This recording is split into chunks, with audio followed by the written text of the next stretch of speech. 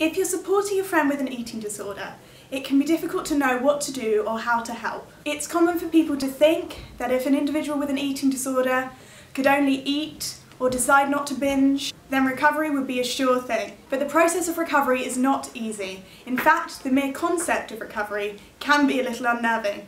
However, as a friend, there are lots of small things that you can do to support your friend and help give them the courage and confidence to make changes. So here are some do's and don'ts that should help you along the way. Try to keep your body language open and approachable throughout the conversation. Use it to let them know you're really listening. In terms of facial expressions, try to nod occasionally and smile to appear encouraging. Posture should be open. While this comes across as closed and uninviting, adapting your posture to this is welcoming and shows engagement. As for eye contact, it can be a great way to show that you're focused, but remember that too much can be off-putting. In a video later on in the series, we'll be focusing a lot on a technique called reflective listening, where we'll go into a lot of detail about how to be the best listener you can be. But for now, just remember that you're not expected to have all the answers. Instead, focus on just listening, hearing what they have to say, listening to what's being said, and maybe noticing what isn't. Is there something they're avoiding? It can be difficult to come straight out and say something personal or distressing. You can create space for your friend to feel like they can talk about this by simply asking if there's anything about the situation they'd like to discuss. Also, feel free to ask for clarification if you need it, and also to provide feedback. Bear in mind that our personal filters, beliefs, assumptions and judgments can often distort what we hear. We tend to hear what we think is being said, rather than what is actually being said, and it's the latter that's the listener's role. So it can be helpful to reflect back what your friend has said in your own words, and ask whether you have understood correctly. Also, don't be afraid of silence. It can feel awkward, but may give your friend time to reflect on the things that have been said and understand what's happening in the conversation. And this may be the time when they find the courage to really open up to you.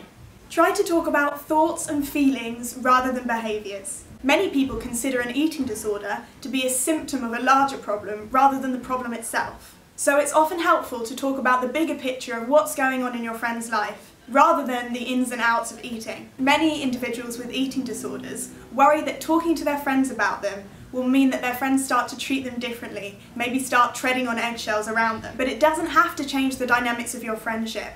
Do remember that they're still the same friend they always were and would like to be treated as such. So keep that normal friendship alive. Don't stop issuing invitations, however unwelcome they may seem. It's important to keep on trying to include your friend in every normal thing that you do. It's easy to feel under pressure to alter your own eating habits around someone with an eating disorder, but try to be yourself and continue to eat what you want and when. Your friend wouldn't want you to feel pressured to eat differently. In fact, it'll help them to see you feeling relaxed and comfortable around food. Also, try to avoid giving the impression that you do feel this pressure, as it could lead to them feeling guilty. Instead of directing questions at them, such as, "Is it okay if I leave this dessert?" Be bold yet tactful, going for something like, "I'm going to pass on dessert, I'm not really into cupcakes." Although this may be hard for your friend to hear, vocalising your own healthy relationship with food by saying something like, "I'm full so I'm going to pass on dessert," makes you into a great role model for your friend. It is true that your friend may still find your healthy relationship with food triggering, but it's better that they face these difficulties in a safe space and have the opportunity to talk about it with you later. You could even start that conversation yourself by saying something like, "I noticed you looked quite downcast when I said I was going to skip dessert. I wondered what it was about what I was eating that caused you to look upset." Supporting a friend can be tough at times, but remember the importance of keeping a positive outlook. Your own lack of negativity will be something that your friend can really draw strength and motivation from. Now some don'ts. Don't start a conversation if you don't have enough time to talk properly. If your friend decides that they want to share something with you,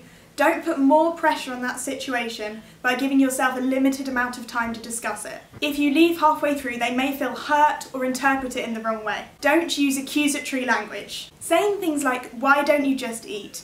may make your friend feel more isolated by making them think that you don't really understand what they're feeling. This is something else we'll be focusing on in later videos, discussing motivational interviewing, so look out for elaboration on this point in the future. Don't make comments about your friend's body or shape. It may seem like the right thing to do to reassure your friend that their worries about the way they look aren't true, or to congratulate them when they start to become healthier. But it's best to avoid any mention of their appearance. Avoid getting into a cycle of reassurance, which will also for them confirm a potential worry that people are judging their appearance, whether these judgments are meant to be positive or not. Remember that your friend and the eating disorder are separable. Don't ignore your friend, but try not to give the eating disorder itself too much attention. Individuals with eating disorders can often feel like they're struggling to keep their life together, which can lead to crisis situations. Rather than process a single issue simply and rationally, everything gets blown out of proportion. So it's important that, as a friend, you don't get pulled into the crisis. Instead, try to take a step back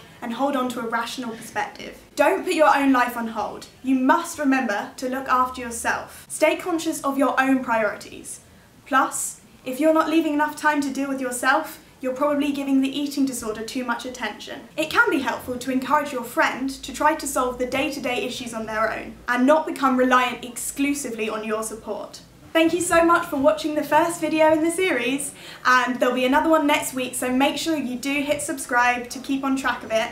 And I'll post links down below to the playlist of the videos, the Student Minds Twitter and Facebook pages, so you can submit any questions that you may have, which we'll address in a Q&A video at the end of the series. Thanks again for watching.